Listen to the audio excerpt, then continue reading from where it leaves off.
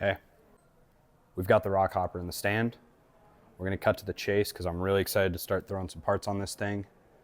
I really appreciate all the love and support for the past video, and you can look forward to seeing Quinn soon. But today's the rock hopper's day. First things first, we gotta get this bottom bracket out. I didn't have the correct tools at home, but you know I got them here. So for this style of bottom bracket, you want the Park Tool HCW17 lock ring tool, I believe. With bottom brackets, you always start with the non-drive side. Let's really hope. God, I really hope this thing's not seized, you know? That would suck. That would really put a damper on the day. So I just said you needed that tool, but it's the HCW-5. This one's actually made for these lock rings. So let's hope that I have the strength. Problem with these tools is they're very thin. I wish that there was a better solution. Maybe a way to put an impact on this would be nice. Oh, that took about everything in me, but it's loose. All good. That's the wrong tool. Oh, I don't even need a tool for this. Look at that. Someone used good grease on this bottom bracket. How nice of them. Do you guys like this close-up shot?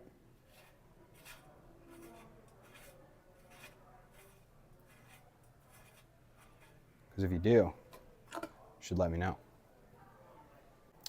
So this side has two flats on it, which is the same size as a 36. We're just going to see if we can... Yeah.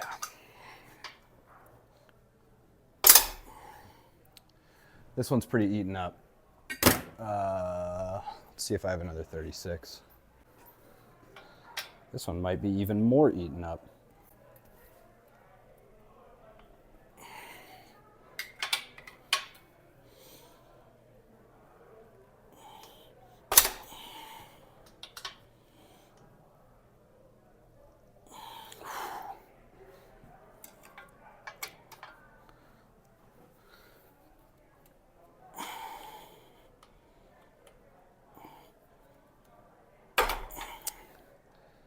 So that's just going to keep slipping on me. Let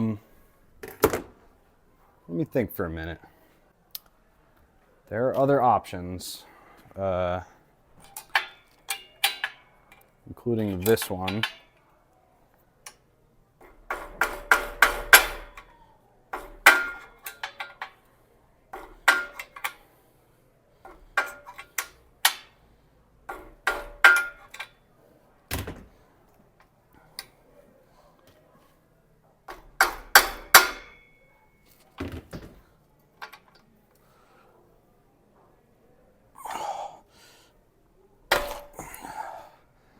This sucks, man.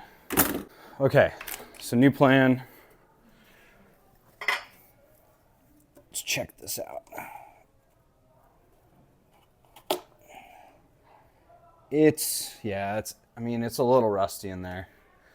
It's not terrible. Let's get some, I don't know where my PB blaster is, unfortunately. I normally use PB. Let's just do a little WD-40. I'll let it soak for like, I don't know, 5 minutes. I guess while this frame soaks, we can do some other parts. Let's put the tires on the wheels because there's no time wasted tonight. I've never used these on a build. I've put them on many bikes for people. But in the planning of this build, I gave Quinn a few options for tires and some stuff that we already had at the shop.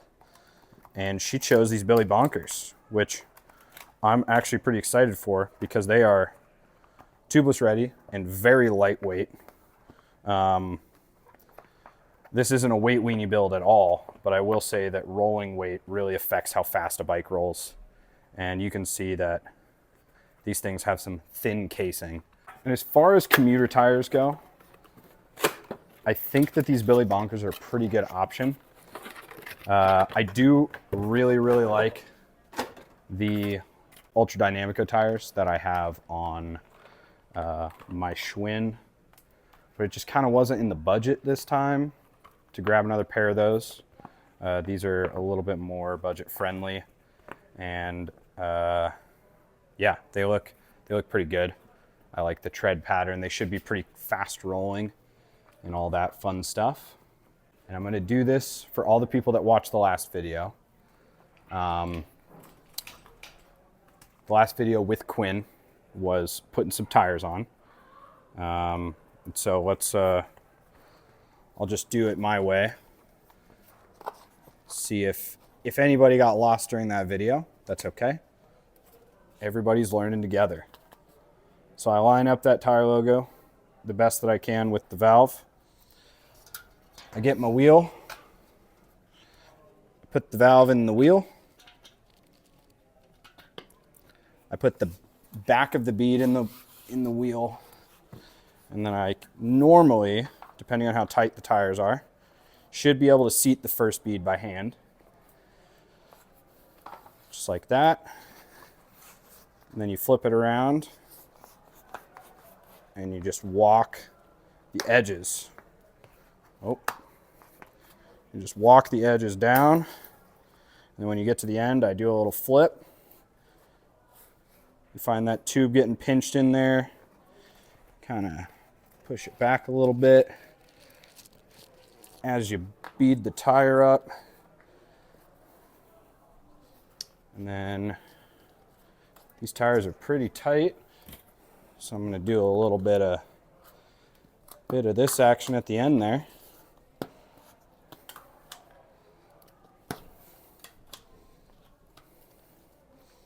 Oh, these are real tight. This might be a 2-lever job.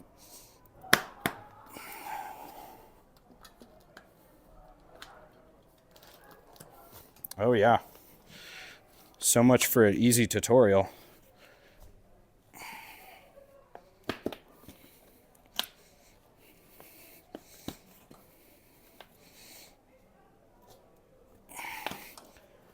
God damn.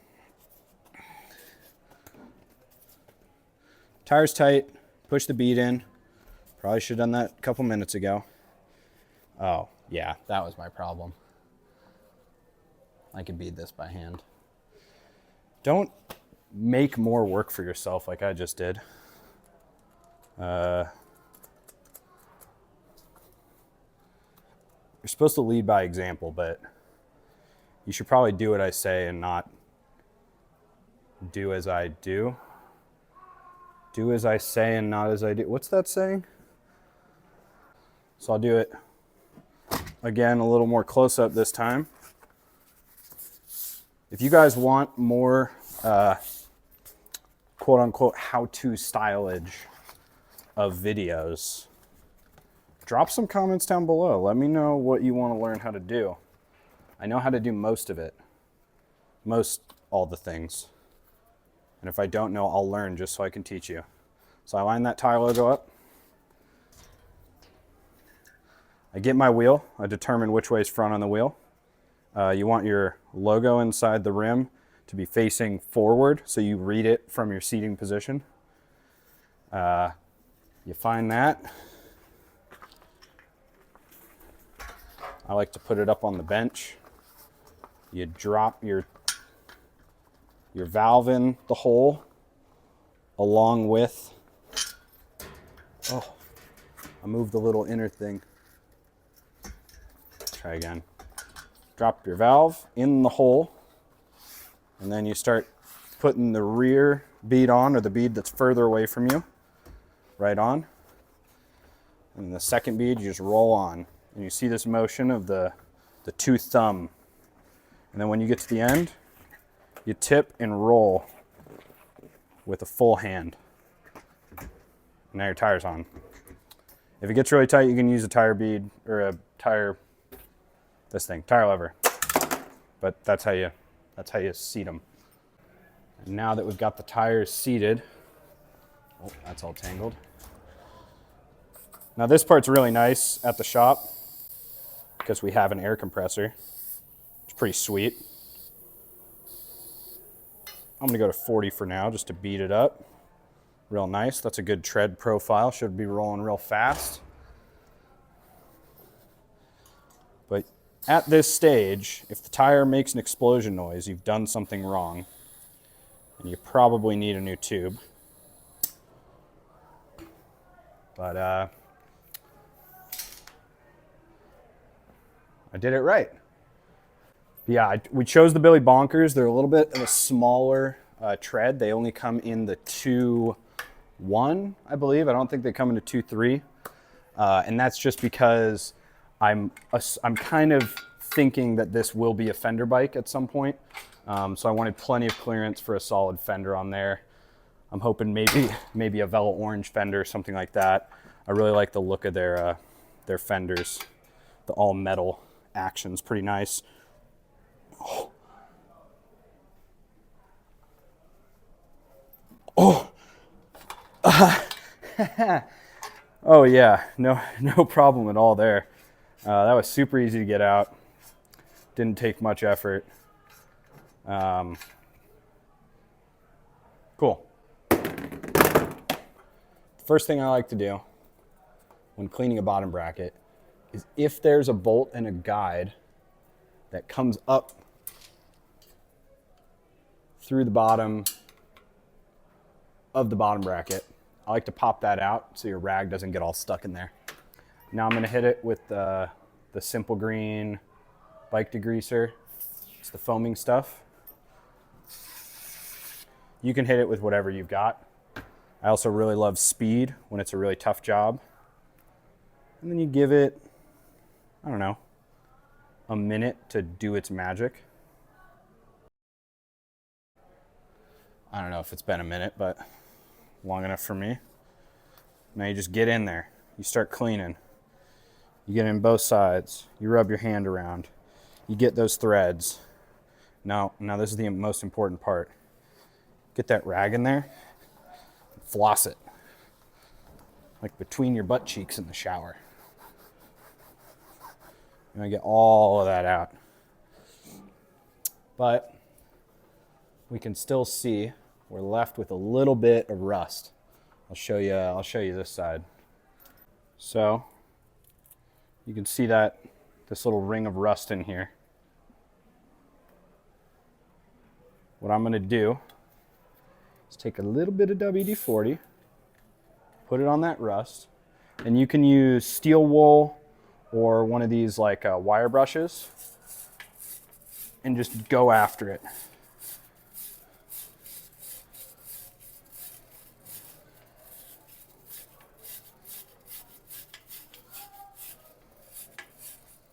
And you want to hit all the affected areas.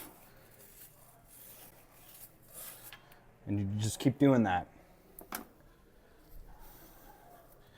And now, should be very little rust in there. Almost zero. And that WD-40 also helps coat to prevent future rust. So that looks pretty good to me. Now one of the final steps that I like to do involves a drill and one of these things. You know, I'm not actually sure what this is called. If someone knows, you can let everybody else know in the comment. I think it's a reamer, something like that. I just like to, and this is something that I'm very lucky to have working in a bike shop.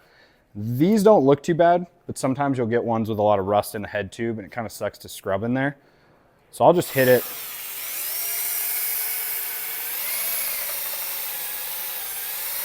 Yeah, just a little bit. And again, this one's,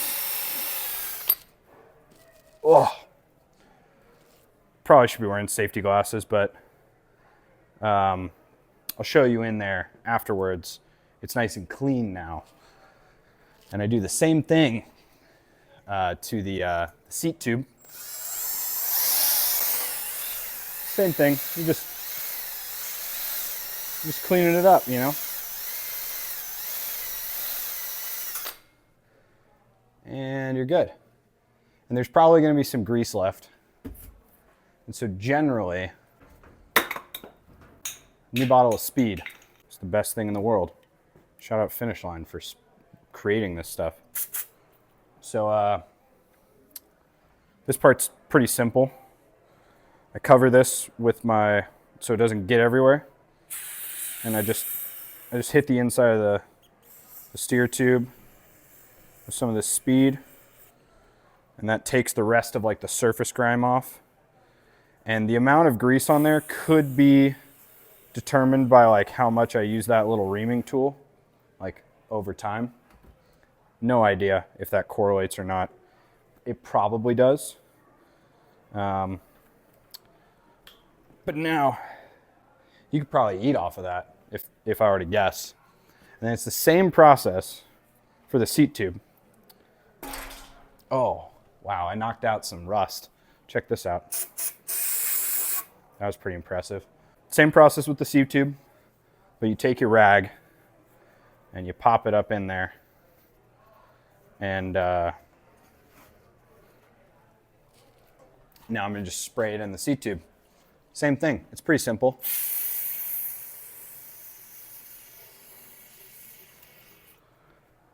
But yeah, it's leaking out of the, it's leaking out of the little water bottle cage bolt boss areas. But yeah, it's really nice when you're doing old frames to like properly get stuff out of there. This one's a little extra greasy, so I'm gonna hit it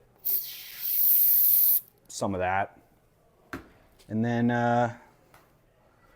let it sit for a minute. Might as well crack a beer. Shout out Fat Tire. And now once the simple green has done its thing, then we'll come back with the speed.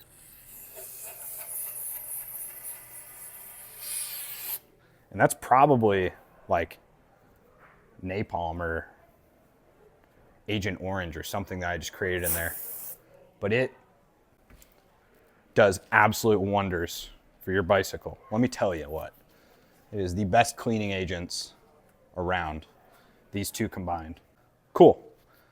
So still deciding on what cranks to put on. But I do have some parts behind me that you probably already kind of looked at. So we'll get those on. First things first, you've obviously seen this box in a video before, and possibly in the background of this video if you were looking at the background and not just staring at me.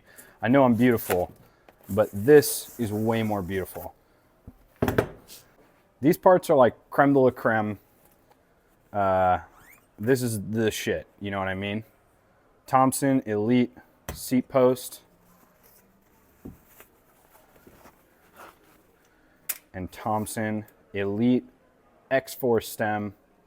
I need to give Thompson a huge shout out for being willing to send me stuff. It still just blows my mind that this is available to me. It is supreme. I am a vintage Thompson collector. Anywhere that I go that I can get my hands on one little more Thompson tidbit, I get it. But yeah, massive shout out to Thompson for donating some parts for this build. And then I can't help but mention these Doom bars. These are a custom bend to match the old bars on Pinky. Originally these were gonna go back on Pinky, but when I decided that I was gonna rebuild it at some point, I waited. These are a custom spec bar, not recommended at all by Mr. Doom himself. I will probably bend them again at some point just because of how much leverage these bars have. But they're really comfortable, so we're gonna run it. I have this old quick release clamp here, and I'm hoping that it's big enough. Yes, it is. And hopefully also strong enough and doesn't feel super shitty. But you'll see why this makes sense. We're gonna grease up our nice, freshly clean seat tube. And now we're going to ever so gently slide in this masterpiece of bicycle manufacturing. I'm gonna leave the logo out for now. I don't know how high the seat post actually needs to be. See how this quick release feels. Not wonderful, but not terrible. We're gonna leave that. Now we're gonna get these wheels on. I just noticed this quick release is backwards. If you didn't know, your quick release clamp always goes on the non-drive side. Just in case you weren't aware, most people are. Most people that are watching my videos probably are, but just in case you weren't aware. And here we go. Look at that. These old quick release clamps, or skewers, sorry, work super well. There's that front wheel, plenty of room for a nice fender in there. Because I'm kind of feeling fenders on this bike. All right, back wheel going in. This is the wheel off Pinky. This is my Chris King Bontrager hub wheel. If you haven't seen anything about this wheel yet, there's a nice video on Instagram about it.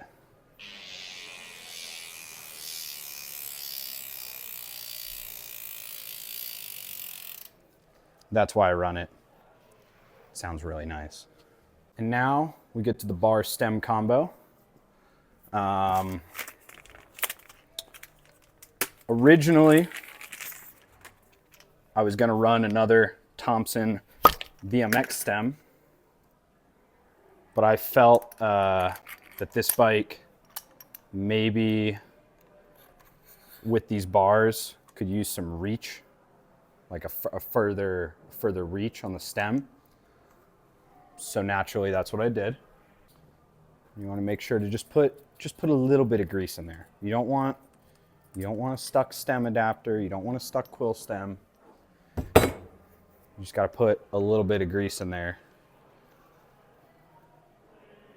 Nice. Get it bottomed out. Get it in there good.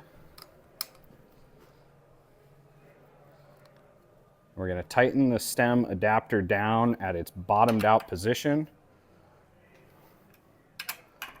I'm going to crank this thing to the moon. And then that is sitting pretty flush, so I don't think I need to add a spacer below. We'll determine if it needs spacers later on, but I think that right now this looks good.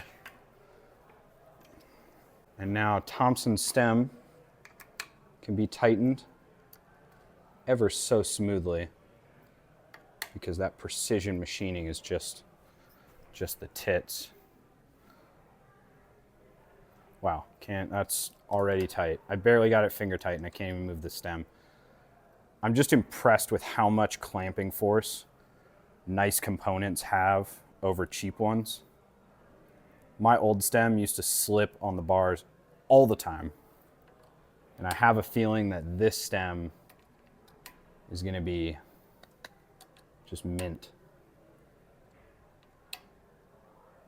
So we've got that tightened down. This does have a torque rating of 5 Newton meters. I've got my little baby spring loaded torque wrench here. I like this one because I don't have to pull it out and reset it every time. You can just pop this in. It's got a little angular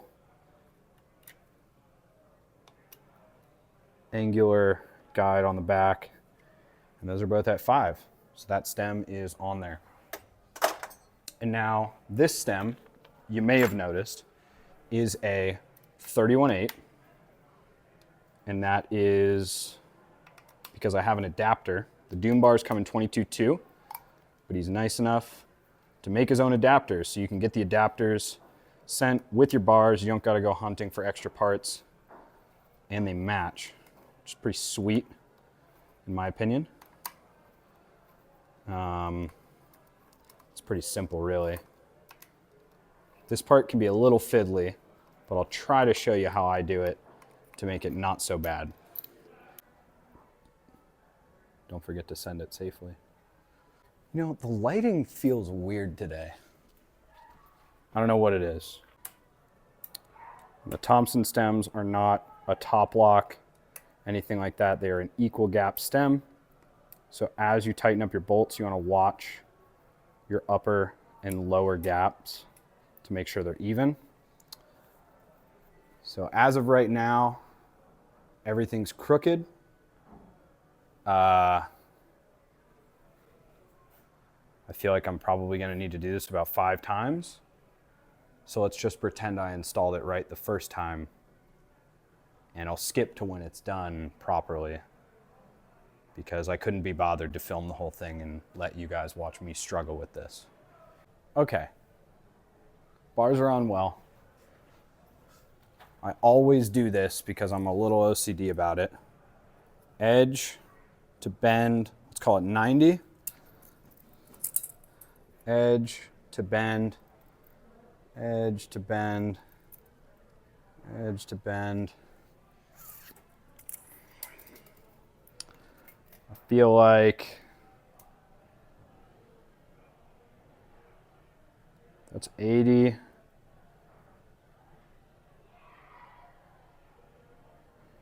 feel like they're pretty. That's 28, so be 14 center. I hate to say it, but they need to come a little bit to the left. Fuck. All right, people of the internet. That looks centered, right? Let's do a check. Went to 80 last time, basically rode the stem. 20.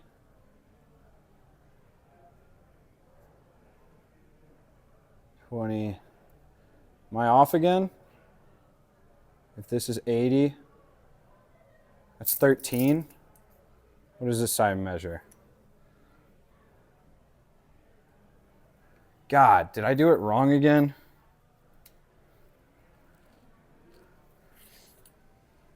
I think I moved them too far. Shit. No. Those are in the middle. I'm not good at measuring, apparently. All right. Next up, we have the Holy Saddle. It's not a Brooks. I would like a Brooks on here, but if Quinn and I are going to share this bike, I want to have a saddle that doesn't wear specifically into my butt cheeks or her butt cheeks. These Charge spoon saddles are dope.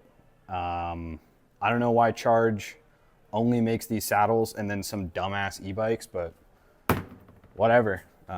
We carry them at the shop, in case you're wondering.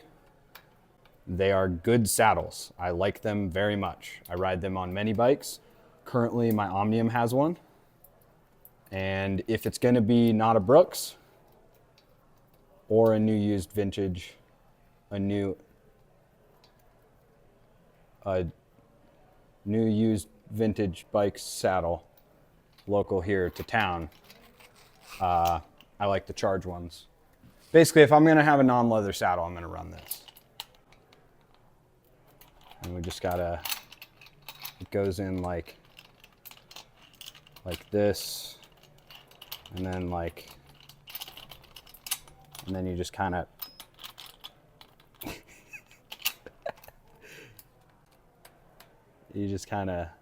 loosen these up more than I already loosened them.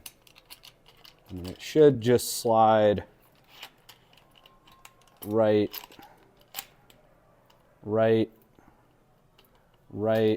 One second. Hold up.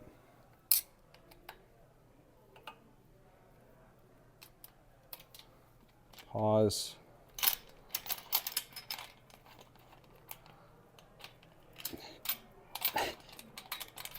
If you just remove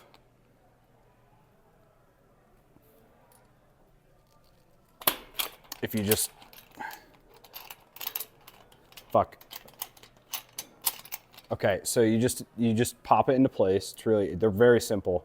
And with that simplicity comes the most rigid seat post you could ever have. Not rigid as in flex, rigid as in your saddle ain't going nowhere. You set your saddle angle, it is there. You know what I'm saying? Because I hate seat posts that you do, if you hit a little butt bounce and that shit moves on you, it really grinds my gears. I'll tell you what.